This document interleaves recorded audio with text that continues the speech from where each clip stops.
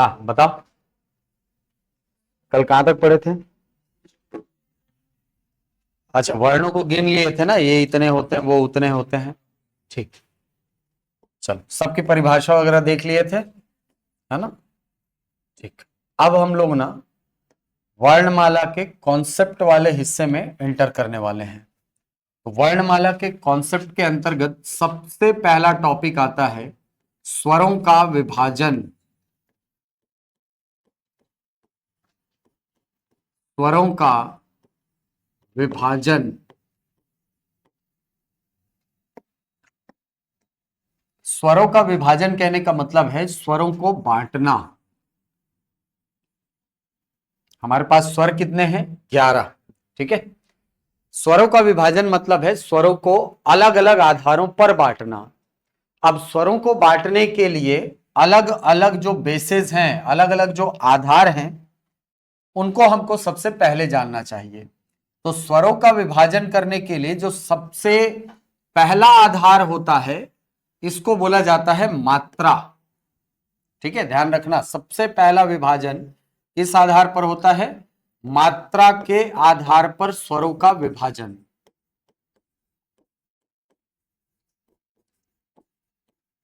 मात्रा के आधार पर सबसे पहला विभाजन है ये स्वरों का। अब मात्रा के आधार पर चूंकि हम स्वरों का विभाजन करने वाले हैं, तो सबसे पहले तो ये समझना होगा ना कि मात्रा शब्द का मतलब क्या होता है कि नहीं? और ये वन लाइनर फैक्ट कई बार आता है। मात्रा का मतलब होता है किसी वर्ण के उच्चारण में लगने वाला समय। ठीक है, तो मात्रा का सीधा संबंध किससे होता है? समय से होता है। और इसमें यह देखा जाता है कि किसी वर्ण को उच्चारित करने में आपको कितना समय लग रहा है, और इसी आधार पर स्वरों को विभाजित किया जाता है दो प्रकारों में। कितने भागों में? दो भागों में बांटा जाता है। कौन कौन से दो भाग? सबसे पहले ऐसे स्वर जिनका उच्चारण करने में कम समय लगता है, उनको नाम दिया जाता है लघु स्वर या ह्रस्व स्वर। लघु स्वर या ह्रस्व स्वर कहा जाता है, यह पहला विभाजन।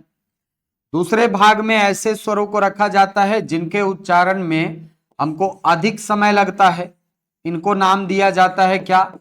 दीर्घ स्वर, इनको नाम दिया जाता है।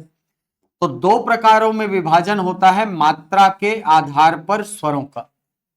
पहले भाग में रखे जाते हैं कौन? लघु स्वर। दूसरे भाग में रखे जाते हैं दीर्घ स्वर। ठीक है, ध्यान रखना, इसी विभाजन को उच्चारण काल के आधार पर स्वरों का विभाजन, उच्चारण काल बोल सकते हैं ना क्योंकि समय है, या इसी को उच्चारण के कालमान के आधार पर स्वरों का विभाजन भी कहा जाता है। तो मात्रा के आधार पर बोले, काल के आधार पर बोले, समय के आधार पर बोले, उच्चारण में लगने वाले समय के आधार पर बोले, या उच्चारण के कालमान बोले, सब जगह एक चीज कॉमन है, क्या? काल या तो समय, दोनों का अर्थ एक ही होता है। तो किसी स्वर को उच्चारित करते समय हमको जितना समय लगता है, उसी आधार पर स्वरों को विभाजित किया जाता है। और स्वरों का विभाजन दो प्रकारों में होता है, एक भाग में रखे जाते हैं लघु स्वर या ह्रस्व स्वर, जबकि दूसरे भाग में रखे जाते हैं दीर्घ स्वर। लघु स्वरों के अंतर्गत रखे जाते हैं चार स्वर, और ये चार स्वर कौन से हैं?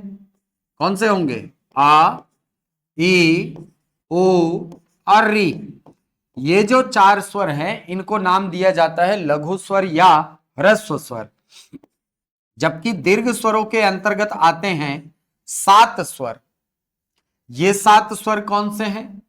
तो सात स्वरों में शामिल है आ, दीर्घ ई, दीर्घ उ, इसके अलावा ए, ऐ, ओ, औ। ठीक है, तो लघु स्वर कौन? जिनका उच्चारण काल कम होगा। दीर्घ स्वर कौन? जिनका उच्चारण काल लघु स्वरों की तुलना में अधिक होगा। दो भागों में विभाजन होता है स्वरों का, एक को बोला जाता है लघु, दूसरे को बोला जाता है दीर्घ। ठीक, ये पहला विभाजन। दूसरा विभाजन कहलाता है रचना के आधार पर स्वरों का विभाजन।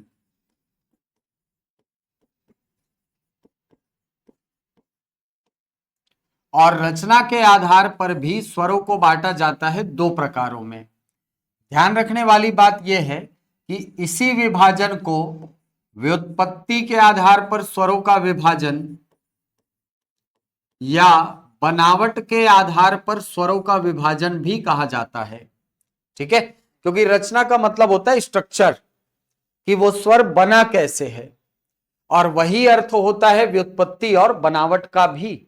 तो व्युत्पत्ति, बनावट या रचना के आधार पर स्वरों को बांटा जाता है दो प्रकारों में।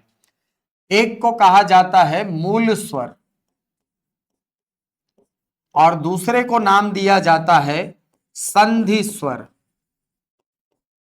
एक को नाम दिया जाता है मूल स्वर और दूसरे को नाम दिया जाता है संधि स्वर। मूल स्वर ऐसे स्वर हैं जिनको अन्य स्वरों के योग से नहीं बनाया जा सकता, यानी ऐसे स्वर जो अन्य स्वरों के योग से ना बने वो कहलाते हैं मूल स्वर, और ऐसे स्वर जो संधि की संक्रिया के द्वारा बनते हैं उनको नाम दिया जाता है संधि स्वर। मूल स्वरों के अंतर्गत चार स्वर आते हैं। कौन कौन से? आ, ई, उ और री। यही चार स्वर हैं जिनको आप अन्य स्वरों के योग से नहीं बना सकते। और संधि स्वरों के अंतर्गत पुनः यही सात स्वर आएंगे। आ, दीर्घ ई, दीर्घ उ, इसके अलावा ए, ऐ, ओ, औ। इन सात स्वरों को कहा जाता है संधि स्वर। तो लघु स्वर क्यों कहा गया? उच्चारण काल के आधार पर इन्हीं चार स्वरों का नाम है, और इन्हीं चार स्वरों को मूल स्वर कहा गया। क्यों? क्योंकि इनको अन्य स्वरों के योग से नहीं बनाया जा सकता। ठीक है, तो ये जो विभाजन है, ये जो नामकरण है, ये मात्रा के आधार पर है, जबकि ये जो नाम है वो रचना या व्युत्पत्ति या बनावट के आधार पर है। आते वही वही स्वर हैं लेकिन नाम अलग अलग है दोनों में। क्लियर है? नाम क्यों अलग अलग है, समझ आया? ठीक है, जैसे आप व्यक्ति वही होते हो लेकिन यहां पर आपका नाम होता है पांचजन्य और घर पहुंचते ही पंचू हो जाते हो, है नहीं? ये वही बात है। यहां पर आपका नाम अलग है, यहां पर आपका नाम उच्चारण करने का आधार अलग है। यहां पर आप विद्यार्थी हैं लेकिन घर पहुंचते ही आप भाई होते हो, बहन होते हो, बेटा होते हो, बेटी होते हो, वहां पर आधार अलग है। तो इसीलिए वहां पर नाम भी आपका क्या हो जाता है, बदल जाता है। ठीक है, तो ये विभाजन याद रखिएगा। सबसे इंपॉर्टेंट चीज तो इसमें है ये संख्या। ये संख्या सीधे सीधे पूछता है रचना या बनावट के आधार पर स्वर कितने प्रकार के होते हैं, ऐसा, या उच्चारण के कालमान के आधार पर स्वर कितने प्रकार के, सीधा सीधा क्वेश्चन है। ठीक है, अब आते हैं तीसरे विभाजन में।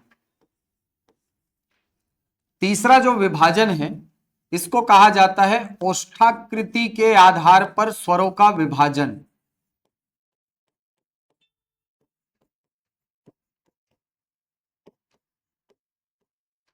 ओष्ठाकृति के आधार पर स्वरों का विभाजन। ओष्ठाकृति कहने का मतलब होता है ओष्ठ में बनने वाली आकृति। होंठ में जो आकृति बनती है उस आकृति के आधार पर विभाजन किया गया है। अब ओष्ठ में कैसी आकृति बन सकती है? हाँ, कैसी आकृति बन सकती है? गोल, त्रिभुज, समद्विबाहु त्रिभुज, क्या बन सकता है? हैं? अरे ओष्ठ में कैसी आकृति बनेगी? गोल बनेगी, चौकोर बनेगी, कैसी बनेगी? चौकोर बन सकता है क्या? आयताकार बना के दिखाओ, बनेगा क्या? नहीं बन सकता। गोल स्ट्रक्चर बन सकता है सर। ठीक है, तो जब आप ओष्ठाकृति के आधार पर स्वरों का विभाजन करते हैं तो स्वरों को बांटा जाता है दो प्रकारों में। एक, ऐसे स्वर जिनके उच्चारण में ओष्ठ गोल संरचना बनाते हैं, उनको नाम दिया जाता है वर्तुल स्वर, या उन्हें ही कहा जाता है वृत्तीय स्वर, या उन्हें ही कहा जाता है वृत्तमुखी स्वर, या वर्तुलाकार स्वर, या वृत्ताकार स्वर। है वही, वर्तुल शब्द का और वृत्त शब्द का मतलब एक ही होता है, गोल, है कि नहीं? वृत्त का मतलब भी गोल और वर्तुल का मतलब भी गोल। तो ऐसे स्वर जिनका उच्चारण करते समय ओष्ठ गोलाकार संरचना बनाते हैं उनको नाम दिया जाता है वृत्तीय स्वर। और ऐसे स्वर जिनका उच्चारण करते समय ओष्ठ में गोलाकार संरचना नहीं बनती, उनको नाम दिया जाता है आवर्तुल स्वर। आ लगा दो सब में, आवर्तुल स्वर, इन्हीं को बोला जाएगा आवृत्तीय स्वर, इन्हीं को बोला जाता है आवृत्तमुखी स्वर,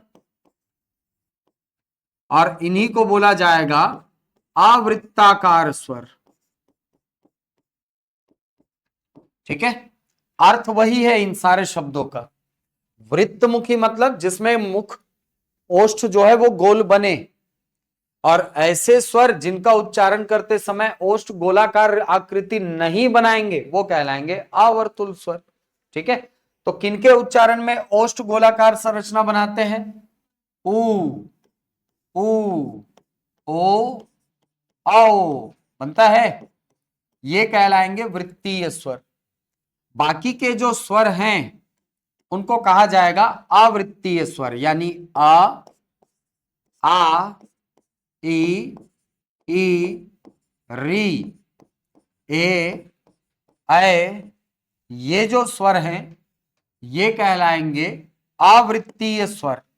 अब एक चीज और ध्यान रखना, मान लो कभी एग्जाम में क्वेश्चन आ जाए अर्धवर्तुल स्वर किसे कहा जाता है, तो अर्धवर्तुल स्वर नाम का कोई विभाजन तो है ही नहीं सर। तो अर्धवर्तुल में किसको रखा जाता है? ध्यान रखना, यह विभाजन का हिस्सा नहीं है, लेकिन इंडिविजुअली यदि पूछ लिया जाए कि अर्धवर्तुल स्वर कौन सा है, तो उस स्थिति में आंसर क्या लेना? आ लेना। आ को अर्धवर्तुल स्वर कहा जा सकता है, ठीक है, कहा जा सकता है, लेकिन मूल विभाजन में यह शामिल नहीं होता, यह ध्यान रखना। क्लियर है? तो वर्तुल स्वर में ये चारों हैं, बाकी के 7 स्वर आते हैं अवर्तुल या आवृत्तीय स्वर के अंतर्गत। याद रहेगा विभाजन? ठीक है, तो 3 विभाजन हमने पढ़े, 2 बचे हैं। 3 विभाजन में मात्रा के आधार पर पढ़ा हमने लघु या ह्रस्व, दूसरे भाग में हमने रखा दीर्घ स्वर, दीर्घ स्वरों को। ठीक है, फिर हमने पढ़ा किस आधार पर? रचना के आधार पर। इसमें एक को बोला हमने मूल स्वर और दूसरे को बोला हमने संधि स्वर।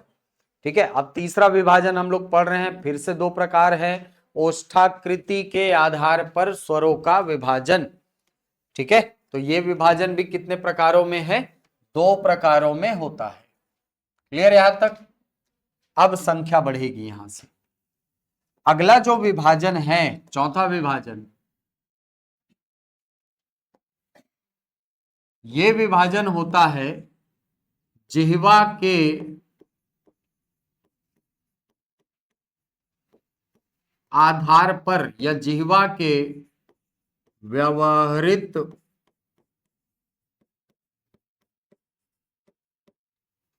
भाग के आधार पर स्वरों का विभाजन।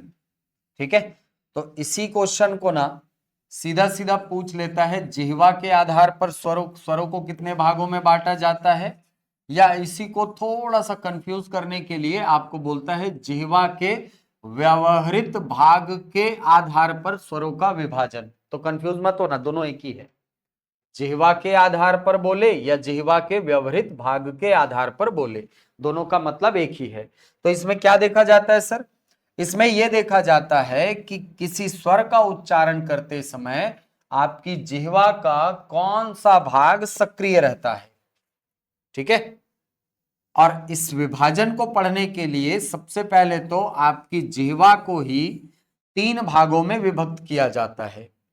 सबसे पहले भाग में आते हैं, सबसे पहले भाग को कहा जाता है अग्र जिह्वा, और जिन स्वरों का उच्चारण करते समय जिह्वा का अग्र भाग सक्रिय होता है उनको नाम दिया जाता है अग्र स्वर। ठीक है, ऐसे स्वर जिनका उच्चारण करते समय जिह्वा का मध्य भाग सक्रिय होता है उनको नाम दिया जाएगा मध्य स्वर, और ऐसे स्वर जिनका उच्चारण करते समय जिह्वा का पश्च भाग सक्रिय होता है वे कहलाते हैं पश्च स्वर।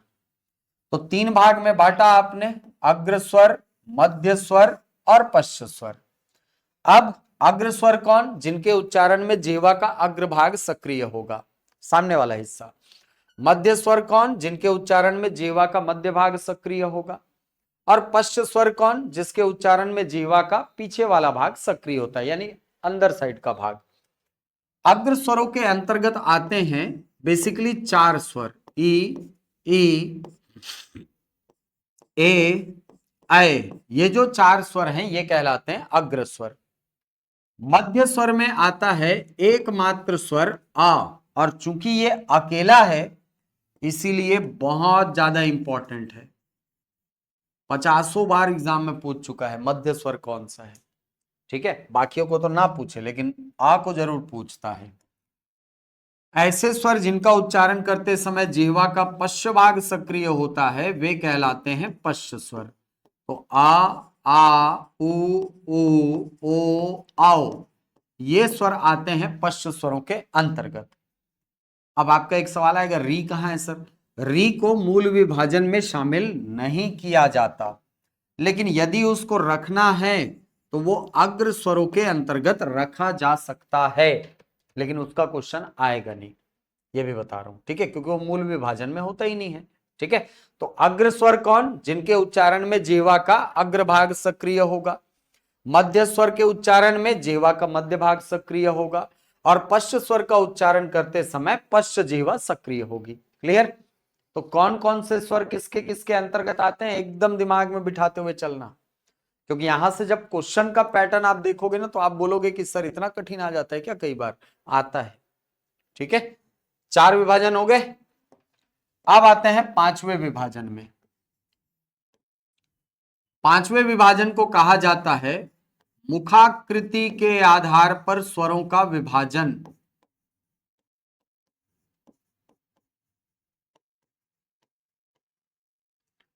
मुखाकृति के आधार पर स्वरों का विभाजन, और स्वरों का विभाजन किया जाता है मुख की आकृति के आधार पर। अब आपका एक सवाल आएगा, सर ओष्ठाकृति तो पढ़ लिए हैं, मुखाकृति और ओष्ठाकृति अलग अलग होती है क्या? हाँ बिल्कुल अलग अलग होती है। अलग अलग ना होती तो उसी विभाजन को ओष्ठाकृति करके स्लैश करके मुखाकृति लिख देता मैं, है कि नहीं? हाँ, असल में ओष्ठाकृति में या ओष्ठाकृति के आधार पर जब स्वरों का विभाजन होता है तो केवल ओष्ठ की संरचना को देखते हैं, होंठ की संरचना को। लेकिन जब मुखाकृति के आधार पर स्वरों का विभाजन होता है तो पूरे मुख की आकृति को ऑब्जर्व किया जाता है, और मुख का प्रारंभ ओष्ठ से होता है और अंत होता है कंठ पे। तो ये जो पूरा स्ट्रक्चर है इसकी संरचना के आधार पर यह विभाजन किया गया है। ठीक है, मुखाकृति जब बोला जाता है तो ओष्ठ से शुरुआत होकर के वो पूरा स्ट्रक्चर कंठ तक फॉलो होता है, और इस आधार पर स्वरों को बांटा जाता है चार प्रकारों में। चार भागों में विभाजित होते हैं स्वर। अब ये चार भाग कौन से हैं सर? तो सबसे पहले भाग में रखे जाते हैं विवृत स्वर। सबसे पहले भाग में कौन आएंगे? विवृत स्वर। दूसरे भाग में आते हैं अर्धविवृत स्वर।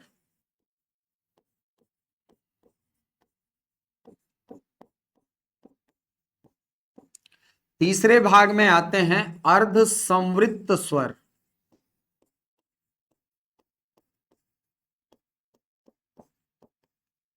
और चौथे भाग में रखे जाते हैं संवृत स्वर।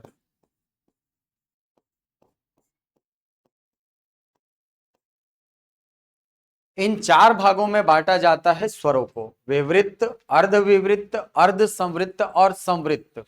ठीक, इसमें जब परिभाषा दी जाती है तो ध्यान रखना, ये जो विवृत है और ये जो संवृत है इसको तो आप एकदम स्पष्ट रूप से परिभाषित कर सकते हो, लेकिन अर्धविवृत को परिभाषित करते समय या अर्धसंवृत को परिभाषित करते समय ऊपर वाले स्ट्रक्चर और नीचे वाले स्ट्रक्चर को हमको कंसीडर करना पड़ता है। ठीक है, जैसे मान लो, आप इसको ऐसे समझो, जैसे आपके पास ये चार भाई हैं। ठीक है, ये चार भाई हैं मान लो। ठीक है, आप इसको बोल सकते हो कि ये सबसे लंबा है, आप इसको बोल सकते हो कि ये सबसे छोटा है, बोल सकते हो ना। लेकिन अगर आपको इसको परिभाषित करना हुआ या इसको परिभाषित करना हुआ तो आप कैसे करोगे? आपको इसका सहारा लेना पड़ेगा, इसको परिभाषित करना है तो इन दोनों का सहारा लेना पड़ेगा। और अगर इसको परिभाषित करना है, इसको परिभाषित करना है, सॉरी इसको परिभाषित करना है तो आपको इसका इसका सहारा लेना है। और अगर इसको परिभाषित करना है तो इसका और इसका सहारा लेना पड़ेगा, है कि नहीं? कैसे? जैसे इसको परिभाषित करना है तो आप क्या बोलोगे? जैसे ये है ए बी सी डी, मैं बोलूं कि बी के बारे में बताओ तो मैं बोलूंगा ये ए से छोटा है लेकिन सी से बड़ा है, यही बोलूंगा ना। और अगर सी को परिभाषित करना हुआ तो मैं क्या बोलूंगा? ये बी से छोटा है लेकिन डी की तुलना में बड़ा है, यही बोलूंगा ना। हाँ, आप इसको एब्सोल्यूट परिभाषित कर सकते हो क्या? निरपेक्ष रूप से किसी का सहारा लिए बिना नहीं कर सकते। आप ए को परिभाषित कर सकते हो, बोल सकते हो सबसे बड़ा है और डी सबसे छोटा है, आप परिभाषित कर सकते हो। लेकिन बी और सी का उच्चारण करते समय या बी और सी का परिभाषा देते समय आपको सहारा लेना पड़ेगा सर, पहले वाले का और बाद वाले का। सेम वैसे ही अर्धविवृत्त और अर्ध संवृत्त को जब आप परिभाषित करते हैं तो वहां ऊपर और नीचे वाले का सहारा हमको लेना पड़ता है। ठीक, क्यों ऐसा बोल रहा हूं? क्योंकि विवृत्त का मतलब होता है खुला और संवृत्त का मतलब होता है संकरा। आप कौन से किस आधार पर विभाजन कर रहे हो? मुखाकृति के आधार पर। तो जब स्वरों का विभाजन होता है तो विवृत्त का अर्थ होता है खुला। तो विवृत्त स्वरों में कौन रखे जाएंगे? ऐसे स्वर जिनका उच्चारण करते समय मुख पूरा खुले, मुख पूरा खुले, उसको रखा जाएगा किसमें? विवृत्त स्वर में। कौन आएगा विवृत्त में? मुंह पूरा खुलेगा। एक ही स्वर है आ, पहचानने लग गए हो यार, देखो है नहीं? आ क्या होगा? विवृत्त होगा, क्योंकि इसका उच्चारण करते समय मुख जो होता है वो पूरा खुलता है। अब अर्धविवृत्त कौन होगा? ऐसे स्वर जिनका उच्चारण करते समय मुख विवृत्त की तुलना में कम लेकिन अर्ध संवृत्त की तुलना में ज्यादा खुले, है कि नहीं? विवृत्त की तुलना में कम खुलेगा लेकिन अर्ध संवृत्त की तुलना में ज्यादा खुलेगा। ऐसे स्वरों को नाम दिया जाता है अर्धविवृत्त स्वर। और इसके अंतर्गत आते हैं आ, आए, आओ, ये स्वर आते हैं अर्धविवृत्त स्वरों के अंतर्गत। फिर अगला विभाजन आता है अर्ध संवृत्त स्वर। अर्ध संवृत्त स्वर ऐसे स्वर हैं जिनका उच्चारण करते समय मुख अर्धविवृत्त की तुलना में कम लेकिन संवृत्त स्वरों की तुलना में ज्यादा खुलता है। इसके अंतर्गत आते हैं दो स्वर, एक तो है ए और दूसरा है ओ, ये कहलाते हैं अर्ध संवृत्त स्वर। बाकी के जो स्वर बचे हैं वो कहलाएंगे संवृत्त स्वर, क्योंकि संवृत्त स्वर ऐसे स्वर हैं जिनका उच्चारण करते समय मुख सक्रिय संरचना का निर्माण करते हैं। अब सक्रिय संरचना दो रूपों में बन सकती है, या तो वर्टिकल बनेगी या तो हॉरिजॉन्टल, यानी ऊर्ध्वाधर या क्षैतिज। आप ई का उच्चारण करेंगे तो आपका मुख इस तरीके से सक्रिय संरचना बनाएगा, हॉरिजॉन्टल। और जब ऊ का उच्चारण करेंगे तो मुख ऐसी संरचना बनाएगा, बनाता है। तो ये जो स्वर हैं यानी ऊ, सॉरी ई, ई, ऊ, ऊ, ये जो स्वर हैं ये आते हैं संवृत्त स्वरों के अंतर्गत। री नहीं है क्या सर? अरे री को अगर रखना चाहो तो आप उसको संवृत्त स्वरों में रख सकते हैं, लेकिन ये मूल विभाजन में शामिल नहीं होता। ठीक है, तो ये 5 अलग अलग आधार है जहां पर स्वरों को विभाजित किया जाता है। ठीक है, अब यहां से क्वेश्चन कैसे आते हैं सर? पहला क्वेश्चन सीधे सीधे संख्या को टारगेट करेगा, सीधे संख्या को टारगेट करेगा। फलाना के आधार पर स्वर कितने प्रकार के होते हैं? 5 आधार है, उसमें से 3 आधार में तो 2 ठो है, 3 आधार में तो 2 हैं, है नहीं? मात्रा हो, व्युत्पत्ति हो या ओष्ठाकृति हो। कितने प्रकार होते हैं? 2 प्रकार होते हैं, पढ़ लिया हमने। ठीक है, मुखाकृति और जिह्वा के आधार पर स्वरों का विभाजन अलग है। जिह्वा के आधार पर 3 हैं और मुखाकृति के आधार पर 4 हैं। ये संख्या याद रखना। तो 2 3 4 यही तो विकल्प देगा। क्वेश्चन देगा आपको कि फलाना के आधार पर स्वरों के कितने प्रकार होते हैं, तो या तो संख्या 2 होगी या 3 होगी या 4 होगी, उसके ऊपर जाना नहीं है। स्वरों के विभाजन में 5 कभी भी विकल्प में, मतलब 4 के ऊपर कभी भी विकल्प में आंसर आपका आ ही नहीं सकता है, ध्यान रहेगा।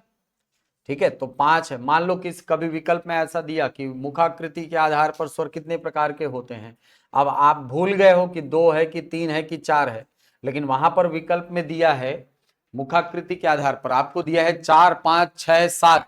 हमको पता है कि 4 के ऊपर जाना ही नहीं है, आंसर हो ही गया 4, है कि नहीं, आंसर हो ही गया 4, 4 के ऊपर जाती नहीं है सब संख्या। क्लियर है। तो एक विभाजन या एक प्रश्न जो है वो संख्या को बेस बना करके देता है।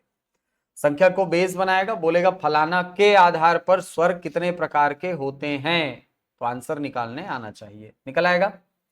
ठीक है। दूसरा, आपको इंडिविजुअल पैटर्न को उठाएगा, इंडिविजुअल आधार को उठाएगा और बोलेगा कि इनमें से कौन मूल स्वर है, इनमें से कौन लघु स्वर है, इनमें से कौन वर्तुल स्वर है, इनमें से कौन मध्य स्वर है, इनमें से कौन विवृत स्वर है, पहचानो।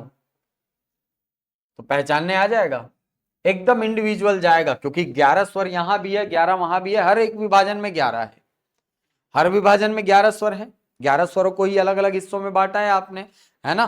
तो यहां पर बेसिकली वो क्वेश्चन करना चाहता है कि एक विभाजन को पकड़ो और किसी पर्टिकुलर वर्ण को उठा करके दे दो उसी विभाजन के विकल्प में। ठीक है, कैसे देगा आपको, जैसे मान लो आपको दे दिया एकदम आसान सा प्रश्न, आपको प्रश्न कर दिया कि मूल स्वर नहीं है, और विकल्प दे दिया ए ई, विकल्प बी ओ सी री डी ए, आंसर तो निकल जाएगा ना इसमें। कितना आसान प्रश्न है देखो। मूल स्वर कौन नहीं है, ए नहीं है सर, ये तो मूल स्वरों में आते हैं। ऐसे ही हर एक कॉन्सेप्ट को उठा करके आपको क्वेश्चन के रूप में दे सकता है। 4 विकल्प देगा, बोलेगा इनमें से कौन लघु स्वर है या लघु स्वर नहीं है, एक पैटर्न। इनमें से कौन मूल स्वर है, मूल स्वर नहीं है। ठीक है। अगला आपको बोलेगा इनमें से कौन वर्तुल स्वर है, कौन वर्तुल स्वर नहीं है, इनमें से कौन मध्य स्वर है, ऐसे ही पूछेगा, या अग्र स्वर नहीं है, मध्य स्वर है, पश्च स्वर नहीं है, पैटर्न दे सकता है। हाँ, ये क्वेश्चन नहीं बन सकता इनमें से कौन मध्य स्वर नहीं है, 3 विकल्प चाहिए ना, इनमें से कौन मध्य स्वर नहीं है बोलेगा तो 3 ठो सही विकल्प भी तो चाहिए, आ होना चाहिए, आ के साथ अगर 2 वर्ण और होते तो एक बार संभावना बन सकती थी, लेकिन अकेला है, तो यहां पर इनमें से कौन पश्च स्वर नहीं है वाला पैटर्न नहीं बन सकता। हाँ, ये बन सकता है इनमें से कौन पश्च स्वर है, और ये बना है, कई बार बना है। ठीक है, कहने का मतलब आपको एक इंडिविजुअल पैटर्न को उठा करके क्वेश्चन बना करके दे देगा। समझ आ गया ना क्या समझाना चाह रहा हूं। ठीक, अगला जो पैटर्न है ना, ये थोड़ा सा कॉम्प्लिकेटेड हो जाता है। कॉम्प्लिकेटेड क्यों हो जाता है, क्योंकि वहां पर आपको एक विभाजन को याद रखना पर्याप्त नहीं होता। जैसे मान लो आपको पूछ देगा कि ई है, विकल्प दे दिया ए दीर्घ है, मूल है, संवृत्त है, संवृत्त है, आवर्तुल है, आवर्तुल है, और एक विभाजन और बचा ना, हाँ अग्र है, ये विभाजन दे दिया। बी विकल्प दिया दीर्घ है, संधि स्वर है, संवृत्त है, आवर्तुल है, मध्य है। सी आपको दे दिया दीर्घ है, संधि स्वर है, विवृत्त है, आवर्तुल है, मध्य है, या अग्र है बोल दिया, यहां अग्र है। और डी विकल्प दे दिया आपको दीर्घ है, संधि स्वर है, संवृत्त है, आवर्तुल है, अग्र है, पहचानना रहेगा। अब यहां पर तो अभी बोलूंगा ना तो एकदम तुरंत ऐसे ऐसे बना के दे दोगे, पता है मेरे को। एग्जाम हॉल में ना रोवा देगा ये क्वेश्चन। क्यों रोवा देगा? इसका एकदम सीधा साधा रीजन, नहीं पढ़े रहोगे तो क्वेश्चन छोड़ने में भी तकलीफ नहीं होती, लेकिन पढ़ी हुई चीज अगर आ जाए और ना बने तो फिर ज्यादा तकलीफ दे है कि नहीं? तो ऐसी स्थिति में हमको सबसे पहले तो कॉन्सेप्ट को अपने क्लियर रखना है। ठीक है, ये क्वेश्चन आपसे टाइम की डिमांड कर रहा है, इस बात को समझना पड़ेगा। ये क्वेश्चन ऐसे नहीं है कि देखते ही यूं बना लेंगे, नहीं, यहां पर आपको थोड़ा सा टाइम लगाना पड़ेगा। और ऐसे क्वेश्चन को कैसे बनाते हैं, ध्यान देना। बनाने का अप्रोच क्या होना चाहिए आपका? कभी भी ऐसा क्वेश्चन आए जहां पर 4-5 टाइप के कॉन्सेप्ट एक साथ दिए हो, वहां पर सबसे अच्छा मेथड होता है एलिमिनेशन मेथड। क्या करते हैं सर? इसमें विकल्पों को काटा जाता है, आंसर नहीं खोजते। कौन आंसर नहीं होगा इसका पता लगाया जाता है। तो सबसे पहले तो ये हमारा आंसर नहीं दे सकता, हटाओ, प्रद्युम्न फेंको। ई मूल स्वर है क्या? नहीं, मतलब ए आंसर नहीं हो सकता, नहीं हो सकता। ठीक, संधि स्वर तीनों है, मतलब ये तीनों में से कोई भी आंसर हो सकता है। अब देखो, संवृत्त, विवृत्त, संवृत्त, क्या ई संवृत्त स्वर है ना? विवृत्त नहीं है, मतलब ये आपका आंसर नहीं हो सकता। सी नहीं हो सकता, ए नहीं हो सकता आपका आंसर। ठीक, अब चारों में आवर्तुल है, मतलब ये भी आपका आंसर नहीं दे सकता, आपको अंतिम चरण तक जाना पड़ेगा। अब हमको पता है कि ई जो है वो अग्र स्वरों के अंतर्गत आता है, मध्य स्वर नहीं है सर, मतलब ये आपका विकल्प आंसर नहीं हो सकता। तो आंसर आपका हो गया कौन? विकल्प नंबर डी, ये आंसर हो गया। समझ आई बात?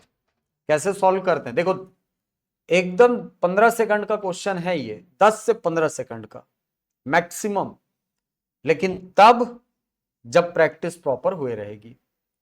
ठीक है, जहां पर लोग इसको माथा पकड़ के बनाने के लिए बैठे रहेंगे ना, क्योंकि हिंदी के बारे में मैं बोल चुका हूं, हिंदी ऐसा विषय है जो ना छोड़ते बनता है, और नहीं पढ़े रहोगे तो क्वेश्चन ऐसे ही नहीं बनेगा। ठीक है, तो पढ़ना यदि है तो प्रॉपर पढ़ो इसको। और व्यापम सरल क्वेश्चन नहीं देता, और ना सीजीपीएससी एकदम सरल क्वेश्चन देता है। ठीक है, क्वेश्चन अगर अच्छे लेवल का देखोगे आप तो ऐसे ही क्वेश्चन आपको मिलेंगे। तो एक ही क्वेश्चन में सारे कॉन्सेप्ट को उठा करके आपको बोल देगा कि इसको बनाओ। तो इसकी प्रैक्टिस कैसे होगी सर? देखो, इसकी प्रैक्टिस करने का सबसे अच्छा तरीका बता रहा हूं। सबसे पहले तो दिमाग में एक फ्लो चार्ट को फिट करो, फ्लो चार्ट को फिट करो, लिखना नहीं है ना, और फ्लो चार्ट को फिट करना है। क्या कि स्वर जो होते हैं उनको 5 अलग अलग आधारों पर बांटा जाता है। एक को बोला जाता है मात्रा, जिसमें आते हैं लघु और दीर्घ। इन नामों को याद करो सबसे पहले, बाकी चीजें याद हो जाएंगी, मुझे पता है। दूसरा विभाजन होता है, दूसरा विभाजन रचना, जिसमें होता है मूल और संधि स्वर, मूल स्वर और संधि स्वर। तीसरा विभाजन होता है ओष्ठाकृति, 2 भाग, एक को बोला गया वर्तुल, है ना, और एक को बोला गया आवर्तुल। ठीक है, अगला विभाजन जेवा के आधार पर, कितने प्रकार? 3, अग्र मध्य पश्च, अग्र मध्य पश्च, 3 भाग आ गए।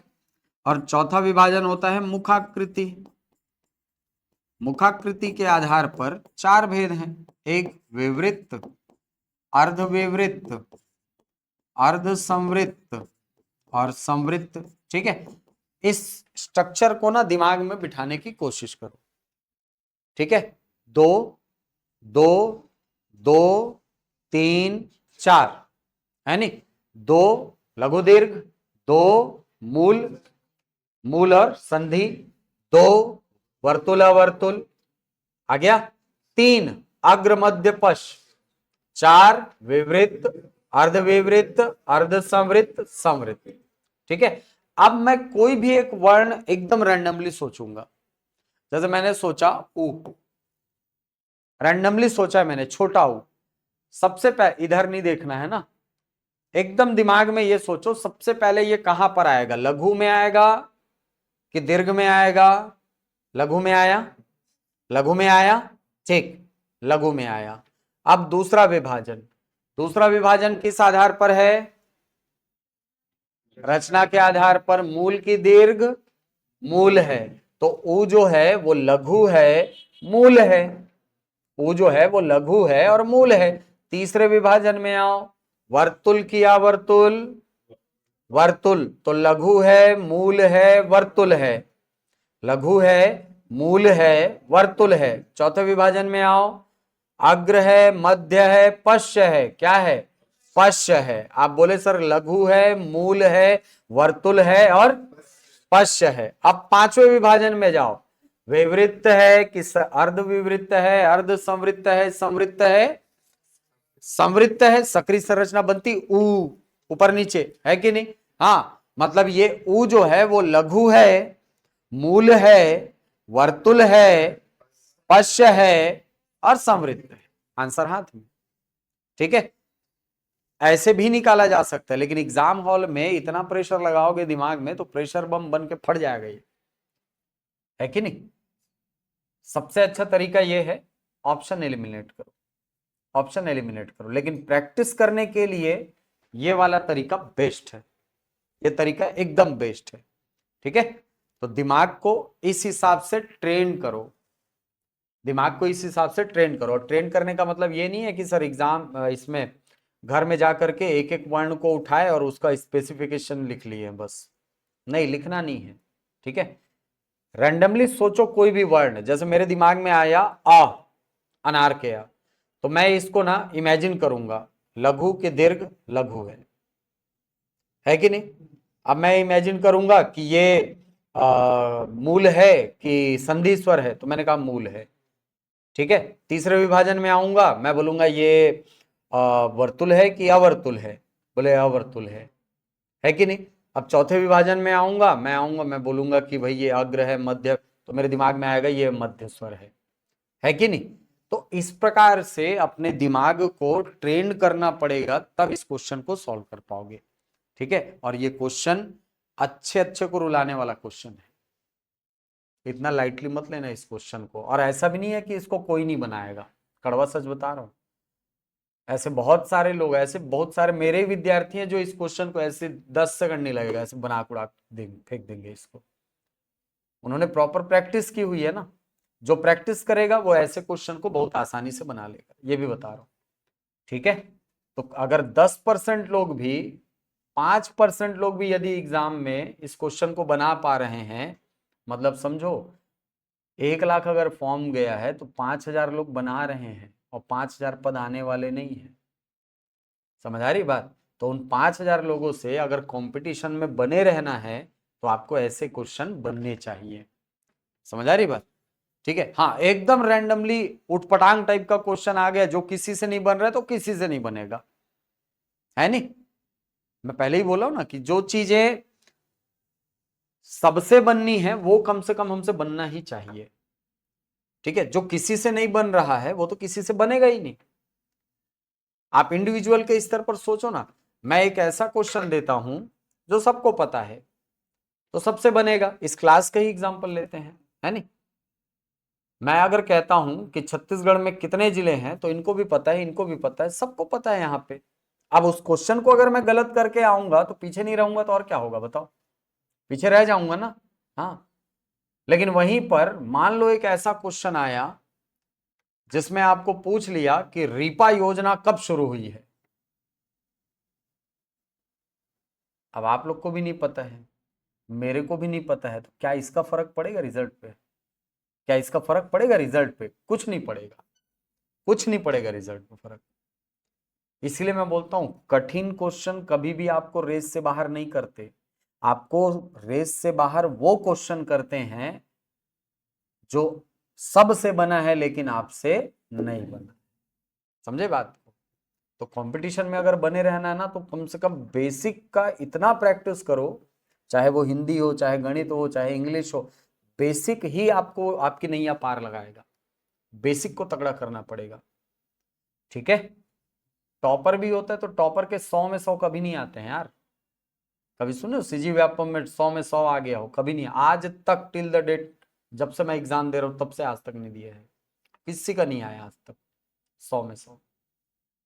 हाँ 90 पार आया है, 90 तो अभी उसमें आया है आबकारी आरक्षक में, हर्षित का आया है अपने यहाँ, टॉपर था ना वो व्यापम लिस्ट का, पहला रैंक आया उसका, हर्षित देवांगन।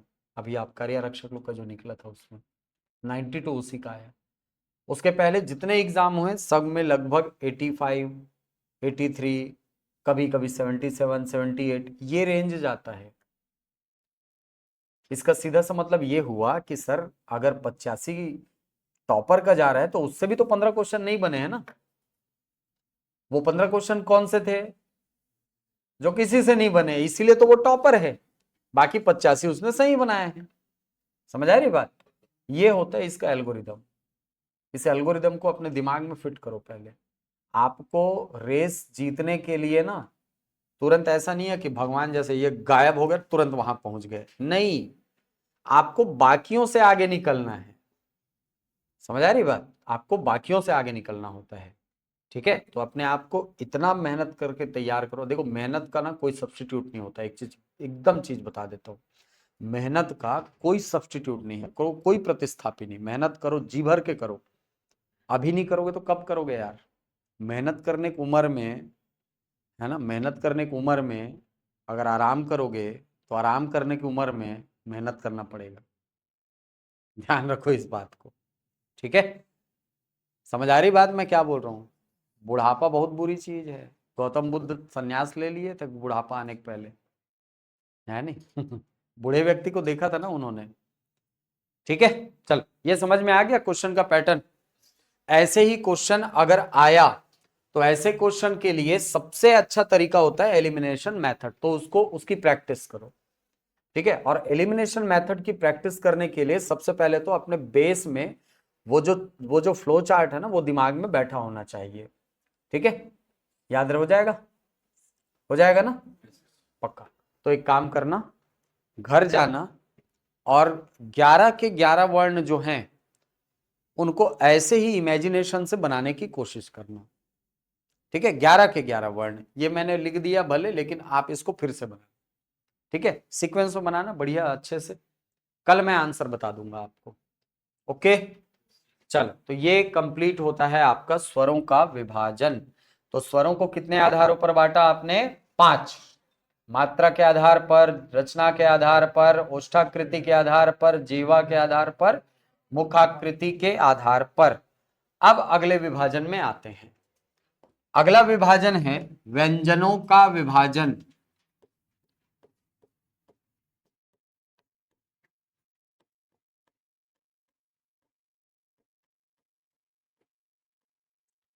व्यंजनों का विभाजन करने के लिए जो सबसे प्रोमिनेंट बेस होता है, सबसे प्रमुख आधार होता है, उस आधार को कहा जाता है प्रयत्न।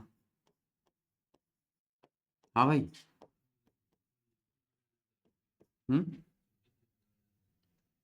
कुछ हो गया है क्या? अच्छा,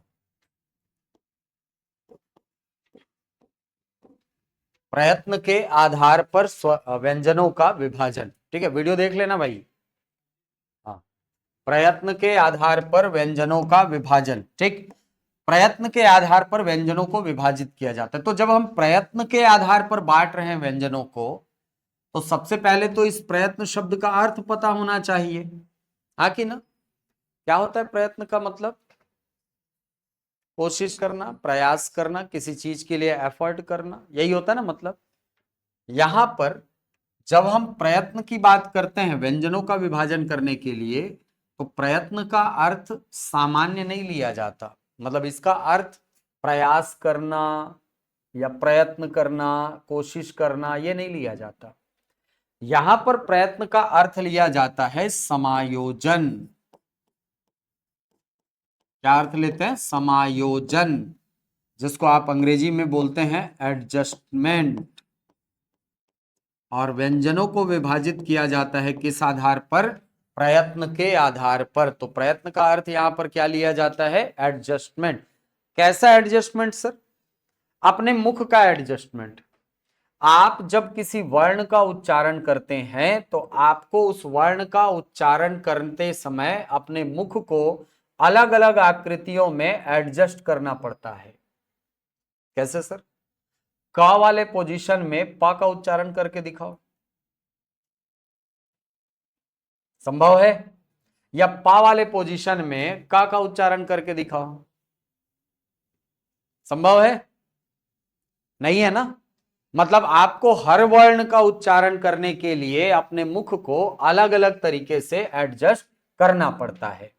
इसी एडजस्टमेंट को नाम दिया जाता है समायोजन, या इसी को बोला जाता है प्रयत्न। क्लियर है?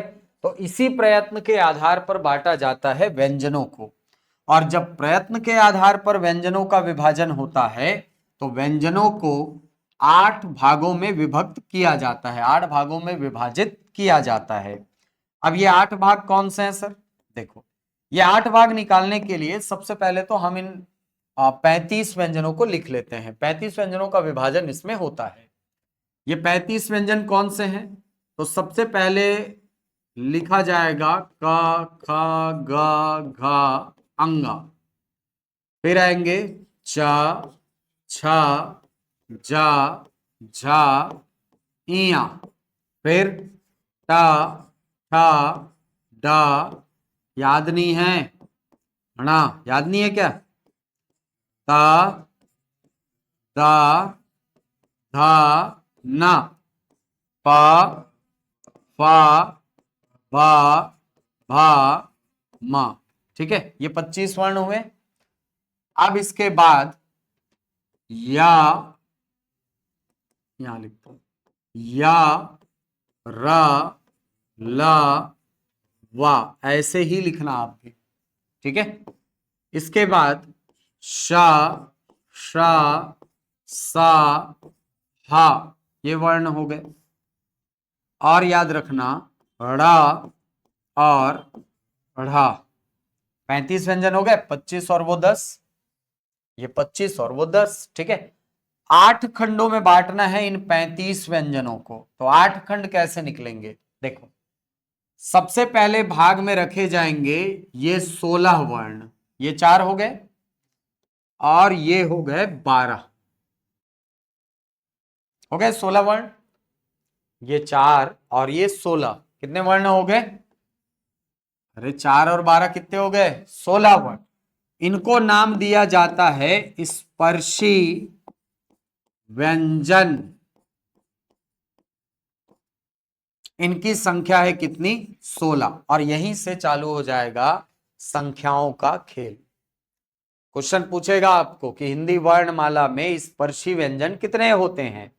तो 25 होते हैं। 25 होते हैं ना स्पर्शी व्यंजन। लेकिन मान लो पूछ लिया प्रयत्न के आधार पर स्पर्शी व्यंजन कितने होते हैं, तो अब आंसर लिया जाएगा 16। समझ आ गई बात? ठीक है, प्रयत्न के आधार पर कितने लिए जाएंगे? 16। अब ये जो बीच वाला भाग है च, छ, ज, झ, इन चारों वर्णों को नाम दिया जाता है स्पर्शी संघर्षी व्यंजन। स्पर्शी संघर्षी व्यंजन, इन 4 वर्णों को कहा जाता है। ठीक है, बचे कितने? 5 वर्ण। इन 5 वर्णों को एक भाग में रखा जाएगा और नाम दिया जाता है इनको नासिक्य व्यंजन।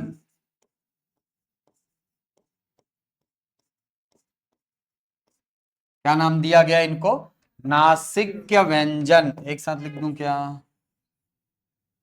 कंफ्यूज आते रहोगे नहीं तो।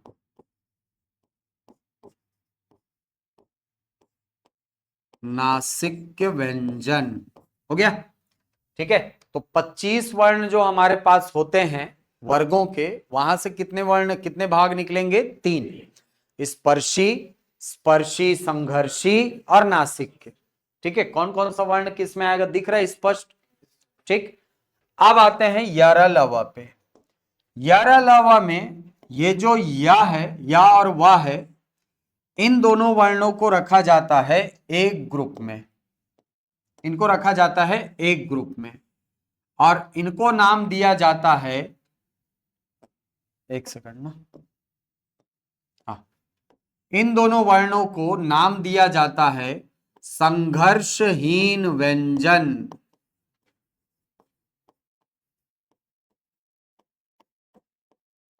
संघर्षहीन व्यंजन या इन्हीं को कहा जाता है अर्धस्वर। इन्हीं को नाम दिया जाता है अर्धस्वर। ठीक है, तो संघर्षहीन व्यंजन बोले या अर्धस्वर बोले, इसका सीधा तात्पर्य क्या लेना है, या और वा। ठीक, अब यहां पर एक वर्ण है रा। रा को नाम दिया जाता है प्रकंपित व्यंजन या लुंठित व्यंजन। प्रकंपित व्यंजन या लुंठित व्यंजन उसको नाम दिया जाता है। और एक भाग में रखा जाता है ला। ला को नाम दिया जाता है पार्श्विक व्यंजन।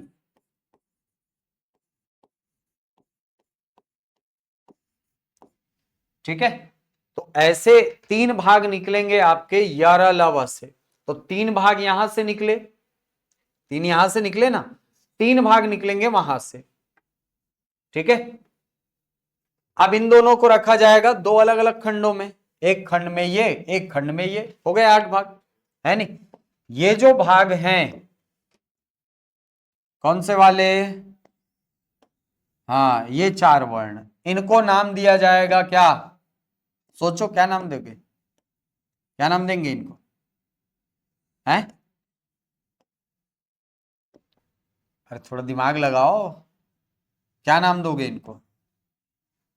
ऊष्म व्यंजन बोला जाएगा। ऊष्म तो पहले ही दे चुके हो नाम, अब क्या नाम दोगे।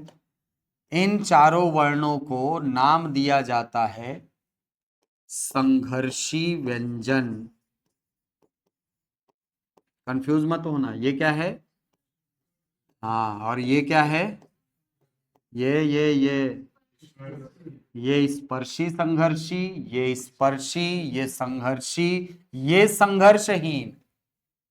क्लियर है, तो ये दो ही नाम मिलकर 4 ठोक शब्द बनाए हैं, स्पर्शी, संघर्षी, स्पर्शी संघर्षी और संघर्षहीन। ठीक है, इसीलिए लोग बड़ा कंफ्यूज होते हैं इसमें, जबकि है कुछ नहीं इसमें कंफ्यूज होने लायक, कुछ है क्या, कुछ नहीं है। एक भाग में रखे जाएंगे ड़ा और ढा, ये दोनों वर्ण।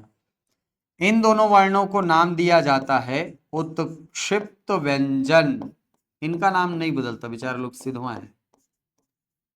ठीक है, तो कुल मिलाकर देखा जाए तो कितने खंड निकले यहां से, 8 खंड निकले। ठीक है, 8 भाग निकले, यहां से 3, वहां से 3, 7वां और ये 8वां। ठीक, अब एक एक करके इन सबको समझते चलेंगे। सबसे पहले ये जो 16 वर्ण है इनको नाम दिया हमने स्पर्शी व्यंजन। तो ऐसे व्यंजन जिनका उच्चारण करते समय मुख के किसी भाग को किसी अन्य भाग से स्पर्श करना पड़ता है, स्पर्शी व्यंजन वर्ण कहलाते हैं। ठीक है, नाम से पता चल रहा है, दिख रहा है अपने को स्पष्ट। ये जो 4 वर्ण हैं इनको हमने नाम दिया स्पर्शी संघर्षी व्यंजन, यानी ये स्पर्शी भी हैं और साथ ही वायु का जिह्वा से संघर्ष भी होगा। तो ऐसे व्यंजन जिनका उच्चारण करते समय जिह्वा मुख के किसी अन्य भाग को स्पर्श करे, साथ ही उसका वायु से संघर्ष भी हो, ऐसे वर्ण को कहा जाएगा क्या, स्पर्शी संघर्षी व्यंजन। और मान लो कभी क्वेश्चन आए कि च छ ज झ हैं और विकल्प में दे स्पर्शी, विकल्प में दे संघर्षी, विकल्प में दे संघर्षहीन और विकल्प में देगा स्पर्शी संघर्षी, तो हमेशा आंसर लेना स्पर्शी संघर्षी। उस समय उसको स्पर्शी में नहीं लिया जाएगा, ध्यान रखना। जब तक विकल्प में स्पर्शी संघर्षी है तब तक आप उसका आंसर केवल स्पर्शी वर्ण नहीं ले सकते। क्लियर है? और इनका उच्चारण करते समय वायु और जिह्वा का संघर्ष होना स्वाभाविक भी है। क्यों स्वाभाविक है? क्योंकि ये कैसे वर्ण है? तालव्य वर्ण है। याद है तालु से उच्चारित होते हैं। तालु कहाँ है सर? मुख के एकदम ऊपर वाले भाग में। ये तो जब आप च वर्ग का उच्चारण करते हैं तो आपकी जिह्वा यूं तालु को टच करती है टच। ठीक, यानी अंदर से आने वाली हवा के लिए जीभ क्या बन गई? अवरोध, रुकावट बन गई ना। लेकिन धीरे धीरे करके जब ये जीवा नीचे आती है तो इसको थोड़ा थोड़ा स्पेस मिलना चालू होता है। ये देखो, है कि नहीं? यहां से क्या निकलेगी? बहुत तेजी से हवा बाहर निकलती है, और तेजी से जब हवा बाहर निकलती है तो जीभ और हवा के बीच में क्या शुरू हो जाता है? संघर्ष। लेकिन यह संघर्ष इतना भी तीव्र नहीं होता कि वहां से ऊष्मा उत्पन्न हो जाए। बहुत थोड़ी देर के लिए होता है उच्चारण, इसीलिए ये उष्मी व्यंजन में नहीं आ सकते, ये उष्म व्यंजन में नहीं आ सकते, लेकिन संघर्षी में जरूर आएंगे। क्लियर? तो चा छा जा झा स्पर्शी होने के साथ साथ संघर्षी व्यंजन भी होते हैं। क्यों होते हैं? समझ आ गया? ठीक, ये 5 वर्ण कहलाते हैं नासिक्य व्यंजन। कुछ बताना है? जिन व्यंजनों का उच्चारण करते समय वायु नासिका मार्ग से जाए ऐसे वर्णों को कहा जाता है नासिक्य व्यंजन। पंचमाक्षर नासिक्य होते हैं।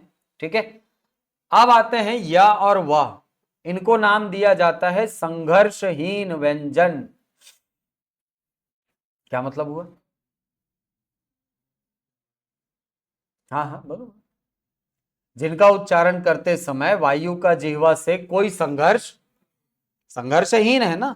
तो जब इन वर्णों का उच्चारण करते समय वायु का जिह्वा से कोई संघर्ष नहीं होता, इसीलिए इनका नाम रखा गया संघर्षहीन व्यंजन। यानी संघर्ष की शून्यता है, यहां संघर्ष बिल्कुल नहीं होता। और ये वाला गुण मूलतः मिलता है इनका किनसे? स्वरों से। स्वरों की परिभाषा में देखो मैंने लिखाया होगा कि ये ऐसे वर्ण है जिनका उच्चारण करते समय वायु निर्बाध रूप से मुख से निकलती है। लिखे थे? किसकी परिभाषा में लिखे हो? स्वरों की परिभाषा में लिखे है ना। स्वरों की परिभाषा में आपने लिखा है कि ये ऐसे वर्ण हैं जिनका उच्चारण करते समय वायु निर्बाध रूप से मुख से बाहर निकलती है। ठीक है, तो ये वाला गुण तो इनका भी मिल रहा है सर स्वरों से, इसीलिए इन वर्णों को क्या नाम देते हो आप? अर्धस्वर नाम देते हो। ठीक है, तो या और वा किसके अंतर्गत आएंगे? अर्धस्वरों के अंतर्गत आएंगे। इसके बाद आता है र। र को नाम दिया गया है प्रकंपित व्यंजन। अब नाम पता चल रहा है प्रकंपित, कंपन शब्द से बना है। कंपन का मतलब वाइब्रेशन, कंपन का मतलब वाइब्रेशन। तो जिस वर्ण का उच्चारण करते समय जिह्वा में कंपन हो, बहुत तेजी से कंपन होता है, र का उच्चारण करके देखो, और अग्रभाग को ध्यान दिए रहना, जिह्वा के अग्रभाग को होता है वाइब्रेशन। र बोलोगे तो जीभ का सामने का भाग वाइब्रेट करता है ना, इसीलिए इस वर्ण को नाम दिया गया है क्या? प्रकंपित व्यंजन। तो सर लुंठित क्यों कहा गया है इसको? लुंठा का मतलब होता है लुढ़कना। उलान बाटी खेले हो बचपन में? लुढ़कना। ठीक है, तो ये जो र है इसका उच्चारण करते समय अंदर से आने वाली हवा लुढ़कते हुए मुंह से बाहर निकलती है, लुढ़कते हुए मुंह से बाहर निकलती है, इसीलिए इस वर्ण को नाम दिया गया क्या? लुंठित व्यंजन। कैसे लुढ़कते हुए बाहर निकलेगी सर? देखो, कभी आटा चक्की देखे आप लोग? हाँ, आटा चक्की अगर देखे होगे ना तो उसमें ऐसे 2 ठो व्हील लगे रहता है, देखे हो? 2 ठो चक्का लगा रहता है ना यार, और ऐसे इसके ऊपर क्या लगा रहता है? पट्टी की पट्टा? पट्टा, पट्टी नहीं बोलते, पट्टा बोलते हैं इसको, है ना। कभी इस पट्टे को चलते हुए देखे हो आप लोग? ये जो पट्टा है ना ये एकदम स्ट्रेट कभी नहीं चलता, ये पट्टा चलता है ऐसे, ऊपर नीचे भी होगा और आगे भी बढ़ता जाएगा, होता है ना। पट्टा कभी भी स्ट्रेट ऐसा नहीं चलता, पट्टा ऐसे ऐसे ऐसे, मतलब ये जो पट्टा है ये ऐसे ऐसे ऐसे ऐसे करके आगे बढ़ता है। ठीक, अब मान लो मैं इस पट्टे के ऊपर कोई वस्तु रख देता हूं ऐसा, तो इस पट्टे की, इस वस्तु की गति कैसी होगी? एकदम स्ट्रेट होगी क्या? ये वस्तु भी तो पट्टे के साथ ऊपर नीचे ऊपर नीचे ऊपर नीचे होता हुआ आगे बढ़ेगा। सेम यही चीज होता है हवा के साथ। जब आप र का उच्चारण कर रहे होते हैं तो आपकी जीभ में वाइब्रेशन हो रहा है, अंदर से आ रही है क्या? हवा। वो हवा जैसे ही जीभ के संपर्क में आती है वो भी नाचने लगती है, और नाचते नाचते नाचते नाचते मुंह से बाहर। इसलिए हमने कहा कि र ऐसा वर्ण है जिसका उच्चारण करते समय वायु लुढ़कते हुए मुंह से बाहर निकलती है, इसीलिए इसको नाम दिया गया क्या? लुंठित व्यंजन। तो जब आप र को जिह्वा के आधार पर परिभाषित करोगे तो यह प्रकंपित है, क्योंकि कांप कौन रही है? जिह्वा। और जब वायु के आधार पर परिभाषित करोगे तो यह कहलाएगा लुंठित व्यंजन। क्यों? क्योंकि लुढ़क कौन रही है सर? जीभ की हवा? हवा लुढ़क रही है, हवा बाहर निकल रही है ना। ठीक है, तो रा को कहा जाता है प्रकंपित या लुंठित व्यंजन। याद रखना, लुंठित ला को नहीं कहा जाता। बहुत सारे लोग इसमें गलत फहमी में रहते हैं कि लुंठित ला, क्योंकि दोनों एक ही वर्ण से आरंभ होते हैं तो लोगों को लगता है यही सही है ना, लुंठित रा। ठीक है, अब ला को कहा जाता है पार्श्विक व्यंजन। पार्श्विक क्यों सर? पार्श्विक शब्द बनता है पार्श्व शब्द से, और पार्श्व का मतलब होता है आजू बाजू, अगल बगल। ठीक है, जैसे गाड़ी में साइड मिरर होते हैं ना, उनको बोला जाता है पार्श्व दर्पण। अंग्रेजी में क्या बोलते हो? Side mirror. ठीक है, बैक मिरर नहीं बोलते या रियर नहीं बोलते, आप उसको क्या बोलते हो? Side mirror. ठीक है, तो ये जो वर्ण है ल, ल का उच्चारण करते समय वायु जिह्वा के पार्श्व भाग से बाहर निकलती है। कैसे सर? आप ल का उच्चारण करोगे ना तो आप देखना, जैसे ये मान लो हमारी जीभ है ना, तो जीभ कुछ इस प्रकार का स्ट्रक्चर बनाएगी। मतलब जीभ इधर से और सामने से तीन तरफ से ऐसे उठेगी। ल का उच्चारण करके देखो, होता है ना, तीन जगह से उठेगी। यानी हवा के निकलने के लिए अब रास्ता कहां से बन गया? यहां से। तो जब आप ल का उच्चारण करते हैं तो इसका उच्चारण करते समय वायु जिह्वा के पार्श्वभाग का अनुसरण करती है, इसीलिए ल को नाम दिया गया है पार्श्विक व्यंजन। क्लियर है? ल को क्यों पार्श्विक कहा गया? इस कारण से कहा गया क्योंकि जिह्वा मुड़ करके एक ऐसा स्ट्रक्चर बना लेती है जिससे कि वायु जिह्वा के पार्श्व भाग से बाहर निकलती हो। ठीक है, ये हो गए हमारे तीन और वर्ण, तीन और भाग। अगले भाग में आता है संघर्षी व्यंजन। क्यों कहा जाएगा? क्योंकि इसका उच्चारण करते समय वायु और जिह्वा का संघर्ष होगा, और उसी संघर्ष के कारण तो ऊष्मा उत्पन्न होती है, इसीलिए इनको और क्या नाम देते हो? ऊष्म व्यंजन। ढ़ को उत्क्षिप्त क्यों कहा जाता है? क्योंकि इनका उच्चारण करते समय अपनी जिह्वा को मोड़ना पड़ता है। उत्क्षिप्त का मतलब होता है मुड़ा होना। क्लियर है? तो ये 8 भागों में बांटा जाता है प्रयत्न के आधार पर व्यंजनों को। क्लियर? 8 भाग याद हो गया? पक्का? चल, अब बढ़ते हैं आगे। अगला भाग है वर्णों का उच्चारण स्थल।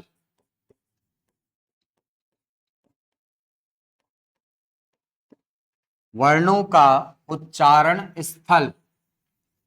अब आप बोलेंगे कि सर ये तो हम लोग पढ़ चुके हैं। नहीं पढ़े हो आप? केवल क च ट त प इन्हीं वर्गों का उच्चारण स्थल पढ़े हैं अभी तक, है कि नहीं?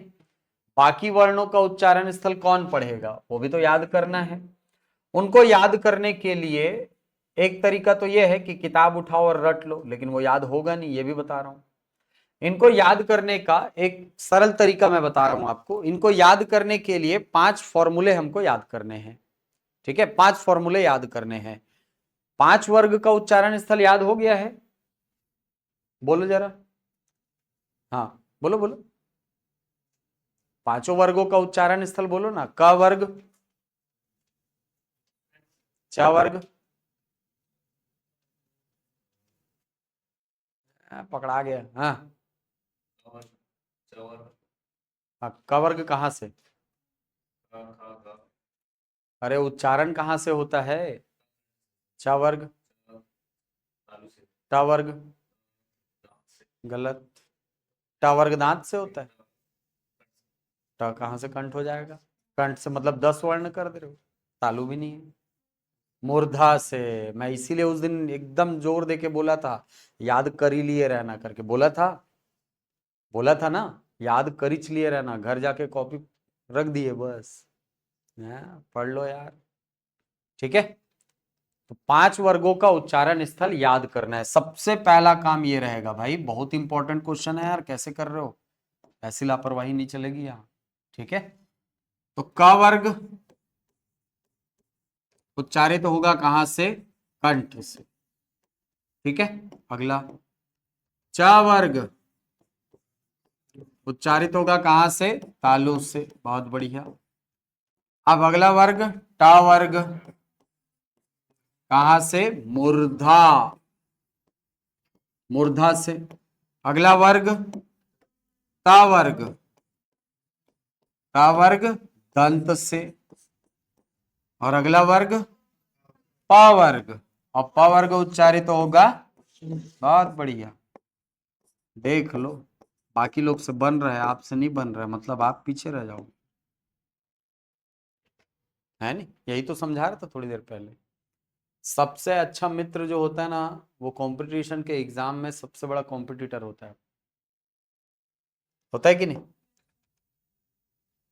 अरे कंपटीशन वाले एग्जाम में, कॉम्पिटिटिव एग्जाम में जो मेरा सबसे अच्छा मित्र है वो मेरा सबसे बड़ा कॉम्पिटिटर भी है कि नहीं? हाँ, इसका मतलब ये नहीं है कि दोस्ती यारी तोड़ देना है, दोस्ती यारी रखो, लेकिन ये भी है कि साथ में जब पढ़ रहे हो ना, तो इतना हो कि भाई अगर जो चीज मुझे पता है वो उसको भी पता हो, और उसको जो पता है ना वो मुझे भी तो पता हो, है नहीं तो फिर एक तरफा वही फिर सारे एग्जाम निकाल लेगा यार, है नहीं? फिर आपको एक दिन बेरोजगार दोस्त है हट बोल के भगा देगा। कैसे कर रहे हो? ठीक है, चलो समझाने के लिए था। चलो, तो ये 5 वर्ग, ये उनका उच्चारण स्थल है ना। करना क्या है अपने को? 5 फॉर्मूले याद करने हैं, और फॉर्मूलों को याद करते वक्त ये चीज दिमाग में रखना है कि जहां पर भी कोई स्वर आएगा तो स्वरों का लघु रूप जहां से उच्चारित होता है वहीं से उसका दीर्घ रूप भी उच्चारित होगा। मतलब लघु और दीर्घ स्वरों का उच्चारण एक जगह से होता है, जैसे आ वहीं से आ, जहां से छोटी वहीं से बड़ी, जहां से छोटा ऊ वहीं से बड़ा ऊ। ठीक है, और इसी को बेस बना करके 5 फॉर्मूले हम लोग लिखने वाले हैं। 5 फॉर्मूले, ये 5 फॉर्मूले कौन से हैं सर? सबसे पहला फॉर्मूला होगा इसमें काह। कैसे लिखते हैं सर? ये देखो, सबसे पहला फॉर्मूला है काह, दूसरा फॉर्मूला है चीयश, तीनों को सबको एक साथ डिकोड करेंगे ना। फिर अगला फॉर्मूला है टश्रेर, चौथा फॉर्मूला है तसल, और पांचवा फॉर्मूला है पू। 5 फॉर्मूले हैं अपने पास। ठीक है, 5 फॉर्मूले कौन कौन से? सबसे पहला फॉर्मूला काह, दूसरा फॉर्मूला चीयश, तीसरा फॉर्मूला टश्रीर, फिर तसल, और फिर पू। ठीक, अब इनको डिकोड करने की बारी। जब हम बोलते हैं काह तो इसका मतलब यह होता है कि जहां से क वर्ग का उच्चारण हो रहा है वहीं से उच्चारित होगा अ, वहीं से उच्चारित होगा आ, क्योंकि दोनों का उच्चारण स्थल समान है। ठीक है, वहीं से उच्चारण होगा ह का, और वहीं से उच्चारित होगा विसर्ग। तो ये सब उच्चारित होंगे कहां से? कंठ से, क्योंकि बेस आपने किसको बनाया? का वर्ग को। इसलिए मैं बोला था इन 5 का उच्चारण स्थल याद कर लो, ये बेस समझने में आपको आसानी होती। ठीक है, तो क वर्ग को बेस बनाए, फॉर्मूला बनेगा काह, क वर्ग आ और आ, ह और विसर्ग। क्यों ये आ और आ दोनों आया? क्योंकि जहां लघु का उच्चारण वहीं दीर्घ का उच्चारण, तो इसको उल्टा भी करोगे तो भी सही है, जहां दीर्घ का उच्चारण वहीं से इसका लघु रूप भी उच्चारित तो होगा। तो आ और आ, ह और विसर्ग, ये सभी उच्चारित होंगे कहां से? कंठ से। अब दूसरा फॉर्मूला चीयश डिकोड करोगे? चलो बताओ, च वर्ग जहां से उच्चारित होगा वहीं से उच्चारित होगी छोटी, वहीं से उच्चारित होगी बड़ी, दोनों का उच्चारण स्थल समान होगा। वहीं से उच्चारण होगा या, और वहीं से उच्चारण होगा शक्कर के शक। ठीक है, ये सब कहां से उच्चारित होंगे? तालु से। ओके, अब मान लो एग्जाम में पूछा कि ई का उच्चारण स्थल क्या है, तो तुरंत दिमाग में आना चाहिए चा वर्ग के साथ आता है, इसीलिए ये भी तालव्य वर्ण है। या को पूछे तो तुरंत फॉर्मूले के हिसाब से या चूंकि च वर्ग के साथ आता है इसलिए ये तालव्य वर्ण है। दिमाग में तुरंत आना चाहिए, तुरंत क्लिक करना चाहिए ये। क्लियर? अगला ट वर्ग के लिए बेस बना टा श्रेर, ट वर्ग षटकोण का शा दिख रहा है, ऋषि के री की मात्रा दिख रही है ये, और क्या दिख रहा है? रस्सी का रा। ये सब उच्चारित होंगे कहां से? मूर्धा से, मूर्धा से उच्चारित होंगे ये। ठीक, अगला है तसल, यानी त वर्ग सरोता का सा और ला, ये सब उच्चारित होंगे कहां से? दंत से। उ यानी प वर्ग छोटा उ और बड़ा उ, ये सब उच्चारित होंगे कहां से? ओष्ठ से। ठीक है, तो याद करने के लिए ये रटना बंद करो कि क वर्ग कंठ से, च वर्ग तालु से, ट वर्ग मूर्धा से, आउटडेटेड। याद करो क वर्ग कंठ से, याद करो काह कंठ से, चीयश तालु से, तश्रीर मूर्धा से, तसल दंत से और पु ओष्ठ से। समझ आई बात? ये याद करने वाली चीज है। क्यों? यहां से कोई भी क्वेश्चन आता है तो मुझसे बनना चाहिए। ठीक, अब ये आपने सीक्वेंस क्यों बिगाड़ा सर? सीक्वेंस आगे पीछे मैं लिख रहा था यहां पे, क्यों बिगाड़ा? मान लो कभी आप भूल गए य र ल श श स इनका उच्चारण स्थल, तो ये हमारे मुख का स्ट्रक्चर तो याद रहेगा आपको। ये है कंठ, है नी, ये कंठ है। इसके बाद ये रहा तालु, ये रहा मूर्धा और ये रहा दांत, है नी, क्या रहा? दांत। तो तालु मूर्धा दांत, ये सीक्वेंस चलता है, अंदर से बाहर की ओर आते हो तो, है कि नहीं? इसी सीक्वेंस में बैठे हुए हैं या रा ला शा शा सा, इसी सीक्वेंस में बैठे हैं। देख लो, बैठे है ना? नहीं बैठे है? तालु मूर्धा दांत, इसी सीक्वेंस में तो पढ़ते हो, या रा ला तालु मूर्धा दांत, यही तो है। ठीक है, तो ये तीन। अब इसके बाद आ जाएगा आगे ओष्ठ, तो ओष्ठ को हटा दो, कंठ को हटा दो, बीच के तीन वर्ग से या रा ला शा सा सा, खत्म कहानी। ठीक है, अभी भी लेकिन कुछ वर्ण हमको यहां पर दिखाई नहीं पड़ रहे हैं। ठीक है, जिनको पूछा जाता है एग्जाम में, कौन से वर्ण?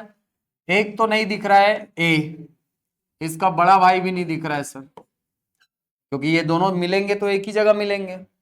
एक तो नहीं दिख रहा है सर ओ, और इसका बड़ा भाई भी नहीं दिख रहा है, और एक नहीं दिख रहा है वह, है नहीं दिख रहा है ये। तो ए का उच्चारण स्थल यदि आपको याद होगा तो मैंने बताया था ए जो है ये बनता है आ और ई से, बनता है ना?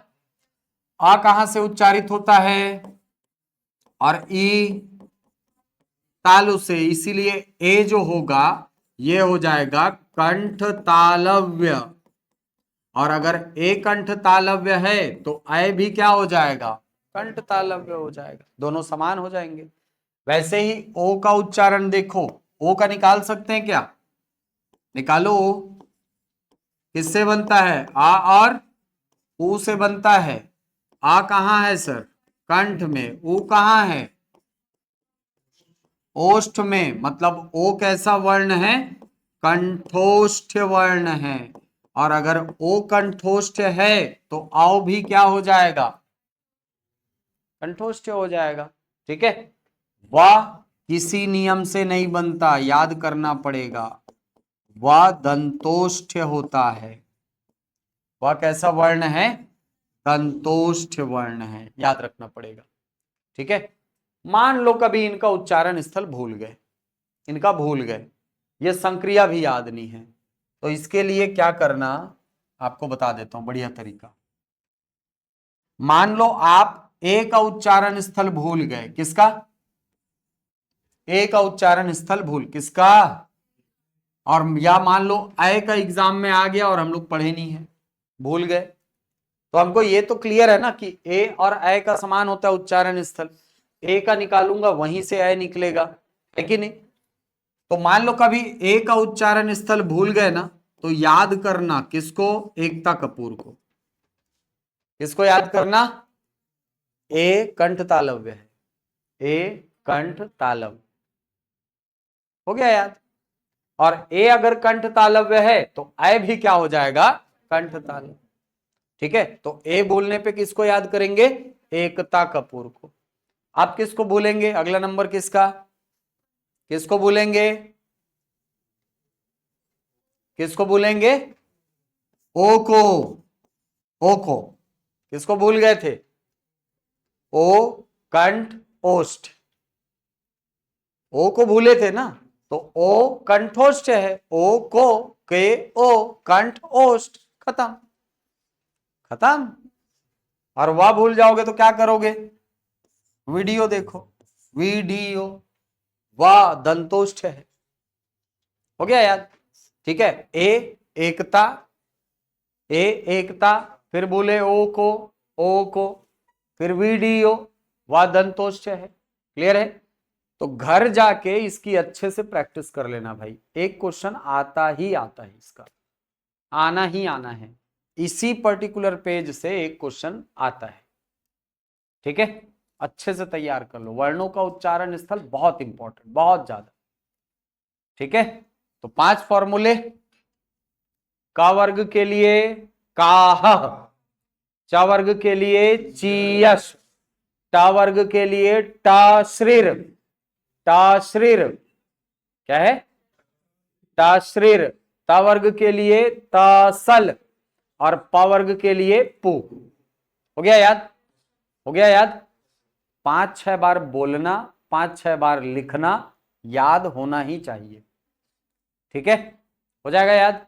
अब इससे सरल ना आपको कहीं नहीं मिलेगा, और ये तो किताबों में दिया भी नहीं रहता यार ऐसे, वो तो फॉर्मूला मैंने बनाया है, वो फॉर्मूला मैंने बनाया है, क्योंकि मेंस में 2 नंबर का क्वेश्चन आता है उसका। तो सीजीपीएससी जब पहले दिया करता था ना, तो उस समय 2 क्वेश्चन आते थे वहां से, 2-2 नंबर, 1-1 नंबर के 2 क्वेश्चन। 2 नंबर मतलब बहुत डिफरेंस होता है। तो वो कई बार छूटा मुझसे शुरुआत में, मैं बोला नहीं अब इसका तोड़ निकाला जाए, तो मैंने ये फॉर्मूले ईजाद किए। ठीक है, और आज तक काम आ रहा है, आप लोग को पढ़ाने का काम आता है ये। ठीक है, चलो याद हो जाएगा।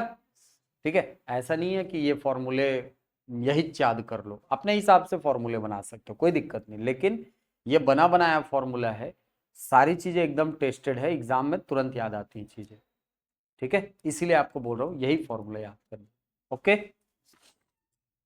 चलो अब आते हैं अल्प प्राण और महाप्राण वर्णों में, जिसको बोला जाता है प्राणत्व के आधार पर वर्णों का विभाजन। यहां पर केवल व्यंजनों का भेद नहीं है ना, यहां विभाजन किसका होता है? वर्णों का। ठीक है, प्राणत्व के आधार पर वर्णों का विभाजन। अब प्राणत्व के आधार पर जब हम वर्णों का विभाजन कर रहे हैं, तो सबसे पहले तो प्राणत्व को समझना होगा। प्राणत्व शब्द बनता है प्राण शब्द से, और प्राण का मतलब होता है श्वास। प्राण का मतलब क्या होता है? श्वास। तो किसी वर्ण के उच्चारण में लगने वाले श्वास की मात्रा के आधार पर हम स्वरों का विभाजन यहां पर करते हैं। ठीक है, किसी वर्ण के उच्चारण में लगने वाले श्वास की मात्रा के आधार पर, सॉरी यार, श्वास की मात्रा नहीं, हाँ ठीक है, श्वास की मात्रा के आधार पर। ठीक है, तो किसी वर्ण के उच्चारण में कितना श्वास लग रहा है, इसी के आधार पर विभाजन होता है प्राणत्व के आधार पर वर्णों का। ठीक, तो प्राणत्व के आधार पर जब आप वर्णों का विभाजन करेंगे श्वास के आधार पर, तो 2 भाग में बटेगा। एक जिन वर्णों के उच्चारण में कम श्वास लगेगा उनको अलग रखा जाएगा, और जिन वर्णों के उच्चारण में अधिक श्वास लगेगा उनको अलग रखा जाएगा। जिन वर्णों के उच्चारण में कम श्वास लगे उनको कहा जाएगा अल्प प्राण, और जिनके उच्चारण में अधिक श्वास लगेगा वो क्या कहलाएंगे, महाप्राण वर्ण। अब सवाल यह है कि सर ये व्यवस्था हमारे यहां लाई ही क्यों गई है। ये व्यवस्था हमको बेसिकली दिखाई पड़ती है हमारे स्पर्शी व्यंजन वर्ग में 25 वर्णों में। वहां पर यदि आप वर्णों को ध्यान से देखें तो हर वर्ग की शुरुआत एक ऐसे वर्ण से होती है जिसका उच्चारण करने में कम श्वास लगता है। ठीक अगला वर्ण ऐसा है जिसमें अधिक श्वास लगेगा, फिर अगला वर्ण ऐसा जिसमें कम श्वास लगेगा, फिर अगला वर्ण ऐसा जिसमें अधिक श्वास लगे, फिर अगला वर्ण ऐसा जिसमें कम श्वास लगेगा। 5 वर्ण होते हैं ना, तो ये पहला वर्ण है, ये दूसरा वर्ण, ये तीसरा वर्ण, ये चौथा और ये 5वां वर्ण। तो ये चीज आप देख पा रहे हो कि हर वर्ग का पहला, तीसरा और 5वां वर्ण ऐसा है जिसके उच्चारण में लगने वाले श्वास की मात्रा कैसी है, कम है। इसीलिए हर वर्ग का पहला, तीसरा, 5वां वर्ण क्या हो जाएगा, अल्प प्राण। और हर वर्ग के दूसरे और चौथे वर्ण के उच्चारण में अधिक श्वास लग रहा है, और इसीलिए हर वर्ग का दूसरा और चौथा वर्ण क्या बन जाएगा, महाप्राण बन जाएगा। क्लियर है? ठीक है, दूसरे और चौथे वर्ण को किस में रखा जाएगा, महाप्राण वर्णों के अंतर्गत रखा जाएगा। क्लियर है? यहां तक समझ आया? ठीक है, क्या बोलना चाह रहा हूं मैं ये बोलना चाह रहा हूं कि सर यदि इसको वर्गों के हिसाब से देखें तो जैसे क वर्ग में क अल्प प्राण है, क अल्प प्राण है ना, ठीक है। ख महाप्राण है, ग अल्प प्राण है, घ महाप्राण है और अंगा अल्प प्राण है। इसी प्रकार से च, छ, ज, झ, इया, फिर ट, ठ, ड, ढ, ण, फिर त, थ, द, ध, न, फिर प, बहुत बढ़िया हो गया। हर वर्ग का पहला, तीसरा, 5वां वर्ण जो होगा वो अल्प प्राण होगा, है कि नहीं। पहला, तीसरा और 5वां वर्ण जो होगा वो कैसा होगा, अल्प प्राण होगा, और हर वर्ग का दूसरा और चौथा वर्ण क्या हो जाएगा, महाप्राण। ठीक है, अब इतने में नहीं रुकते हैं ना, ठीक है। यहां से हम 8 वर्णों को इसी कॉन्सेप्ट में और शामिल करते हैं। कितने वर्णों को, 8 वर्णों को। कौन से 8 वर्ण, यार अलावा श श सह, ठीक। यार अलावा ऐसे वर्ण हैं जिनके उच्चारण में लगने वाले श्वास की मात्रा कम होती है, और इसीलिए यार अलावा को अल्प प्राण वर्णों के अंतर्गत शामिल किया जाता है। ठीक है, अल्प प्राण व्यंजनों में और कौन शामिल है, यार अलावा। वहीं शा, शा, सा, हा इन वर्णों का उच्चारण अधिक श्वास की मात्रा से होता है, इसीलिए शा, शा, सा, हा इन 4 वर्णों को रखा जाता है किसमें, महाप्राण वर्णों के अंतर्गत। ठीक है, तो ये जो 8 वर्ण हैं इसमें से 4 वर्ण यार अलावा अल्प प्राण हैं, जबकि श, श, सा, हा महाप्राण वर्णों के अंतर्गत आते हैं। ध्यान रहेगा। अब यहां से क्वेश्चन देखो, 4 क्वेश्चन हैं, ठीक है, 4 क्वेश्चन हैं, और लोग इसमें बड़े बड़े दिग्भ्रमित रहते हैं। क्वेश्चन क्या है, आपको पूछता है अल्प प्राण, सीधे मैं यहां पर संख्या लिख रहा हूं ना, अल्प प्राण व्यंजन कितने हैं, क्वेश्चन पूछेगा। दूसरा, अल्प प्राण वर्ण कितने हैं पूछेगा। तीसरा, महाप्राण व्यंजन कितने हैं ये पूछता है, और एक क्वेश्चन यहां से बनेगा महाप्राण वर्ण कितने हैं। ठीक, अब यहां पर टोटल देखा जाए तो 33 वर्ण हमको दिख रहे हैं, 25, 4, 29, 29 और 4, 33। ठीक, आप इस पूरे विभाजन को अधिकतम 44 वर्णों तक परफॉर्म कर सकते हैं। ठीक है, 11 स्वर जोड़ करके 44 वर्णों तक परफॉर्म आप इसको कर सकते हो। ठीक है, एक सेकंड ना।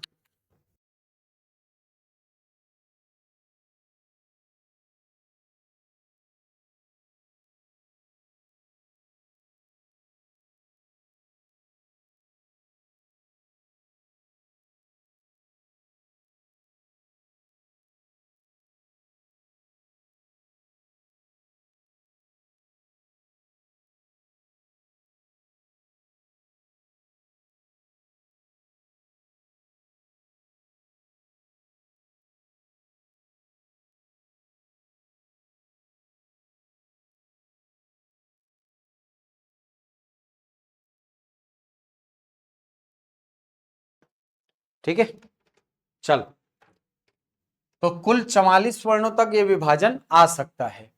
इसके अंतर्गत यदि मैं अल्प प्राण वर्णों व्यंजनों की संख्या निकालना चाहूं तो निकाल सकता हूं क्या? 5, 5 दूनी 10, 5 तिया 15, 15 4 19 होते हैं क्या? अल्प प्राण व्यंजन, केवल व्यंजन ना, अभी स्वरों को हमने जोड़ा नहीं है। स्वरों को यदि मैं जोड़ दूंगा तो वो क्या निकल आएगा? अल्प प्राण वर्ण। और हमको पता है कि सभी स्वर अल्प प्राण होते हैं, पढ़ा है ना हमने। मतलब जितने स्वर हैं वो किस में काउंट हो जाएंगे? अल्प प्राण व्यंजनों के साथ। तो टोटल क्या निकल आएगा? अल्प प्राण वर्ण निकल आएंगे, क्योंकि वर्णों में तो स्वर भी शामिल है, व्यंजनों भी शामिल, व्यंजन भी शामिल है कि नहीं? तो जब मैं अल्प प्राण व्यंजन बोलूंगा तो केवल व्यंजन काउंट होंगे, है कि नहीं? और जब मैं अल्प प्राण वर्ण बोलूंगा तो वहां पर स्वरों के साथ व्यंजन भी काउंट होंगे, या बोले व्यंजनों के साथ स्वर भी काउंट होंगे। तो वहां से संख्या कितनी निकल निकल आएगी? 30। महाप्राण व्यंजन बोलूंगा तो कितने आएंगे? 14। 5 5 10, 4 14। और अगर महाप्राण वर्ण भी बोलूं तो क्या मैं इसमें कुछ और जोड़ सकता हूं? नहीं, तो 30 पहले से अल्प प्राण वर्ण है, तो महाप्राण वर्ण भी कितने आएंगे? 14। तो महाप्राण व्यंजन बोले या महाप्राण वर्ण बोले, संख्या कितनी आएगी? 14 आएगी। लेकिन अल्प प्राण वर्ण बोलेगा तो, अल्प प्राण व्यंजन बोलेगा तो 19 आएगा, और अल्प प्राण वर्ण बोलेगा तो संख्या कितनी आएगी? अब किताबों में ये चीज लिखा रहता है ना, तो लोग बहुत दिग्भ्रमित हो जाते हैं कि सर वहां पर तो अल्प प्राण 30 लिखा है, सर ये वाले किताब में 19 लिखा है। वो ठीक अगला शब्द नहीं पढ़ते हैं कि वहां वर्ण लिखा है कि व्यंजन लिखा है। अब समझ आई चीजें? अल्प प्राण वर्ण बोलेगा तो 30 हैं, क्योंकि उसमें स्वर भी काउंट होंगे। और अगर अल्प प्राण व्यंजन केवल बोलेगा तो हमको 30 में से माइनस करना पड़ेगा 11 को। कितना बचेगा? बस खत्म कहानी। ठीक है, चल, तो ये है प्राणत्व के आधार पर वर्णों का विभाजन। अगला विभाजन कहलाता है घोषत्व के आधार पर वर्णों का विभाजन।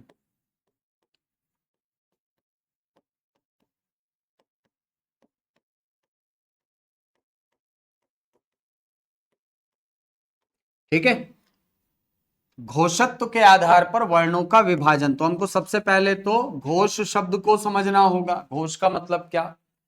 घोष का मतलब होता है स्वर यंत्र में होने वाला कंपन।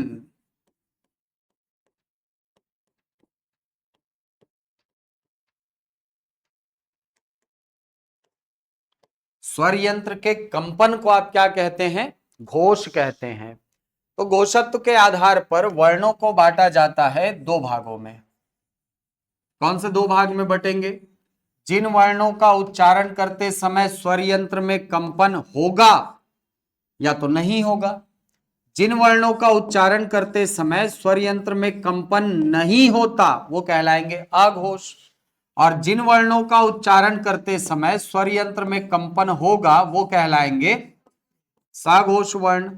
तो आघोष वर्ण वो वर्ण है जिनका उच्चारण करते समय स्वर यंत्र में कंपन नहीं होता, और सघोष वर्णों का उच्चारण करते समय स्वर यंत्र में कंपन होता है। ठीक, अब इसके अंतर्गत आते कौन से वर्ण है सर? देखो, ये जो विभाजन है ये भी 44 वर्णों के लिए ही आता है, 44 वर्णों के लिए ही आएगा। ठीक, ये 44 वर्ण कौन से हैं सर? तो देखो, यहां पर मैं सारे 44 वर्णों को लिख देता हूं, है ना। सबसे पहले तो आ ई उ री ए ओ आओ। ठीक है, हो गया। इसके बाद कौन आते हैं, अम और आह। ठीक, फिर का खा गा घा अंगा, चा छा जा झा इया, टा ठा डा ढाना, ता था धा धा ना, फिर पा फा बा भा मा। हो गया। फिर या रा ला वा, शा शा सा हा। ठीक, इन वर्णों का विभाजन होगा। लेकिन सर ये तो फिर 13, सर ये 25, 4 29 और ये 33, ये तो 46 हो गया सर। आप बोल रहे 44 आएगा, ये दोनों शामिल नहीं होते। हो गया 44, 44 हो गए ना। इतने ही वर्णों का विभाजन होता है। जो अल्प प्राण महाप्राण बटे थे सेम वैसे ही यहां बटेंगे। ठीक, अब सघोष वर्णों में कौन कौन आते हैं और अघोष में कौन आते हैं। तो आपको पहले ही लिखाया है मैंने कि सभी स्वर सघोष वर्ण होते हैं, लिखे है ना, सभी स्वर सघोष हैं। स्पर्शी व्यंजनों के अंतर्गत देखा जाए तो हर वर्ग का तीसरा चौथा पांचवा सघोष है। यार अलावा सघोष है, हा सघोष है। बाकी के जो 13 वर्ण दिख रहे हैं ये ऐसे वर्ण हैं जिनका उच्चारण करते समय स्वर यंत्र में कंपन नहीं होता, ये आघोष वर्ण है। तो हरे डब्बे में जो दिख रहे हैं वो आघोष है, और जो गुलाबी डिब्बे में दिख रहे हैं वो सघोष हैं। क्लियर है। अब यहां से अगर मैं संख्या निकालने के लिए बोलूं आपको, समझना, यहां से अगर मैं आपको कहूं कि आघोष व्यंजन कितने हैं, ये पहली चीज। दूसरा, अगर मैं कहूं आघोष वर्ण कितने हैं तो इनकी संख्या। अगर मैं कहूं सघोष व्यंजन कितने हैं तो इनकी संख्या। और अगर मैं कहूं सघोष वर्ण कितने हैं, इनकी संख्या। निकल सकती है क्या। आघोष व्यंजन बोल रहे हैं मतलब 10 और 3 13। आघोष वर्ण बोलेगा तो क्या इसमें और कुछ ऐड ऑन किया जा सकता है, नहीं, मतलब आघोष वर्ण भी कितने 13।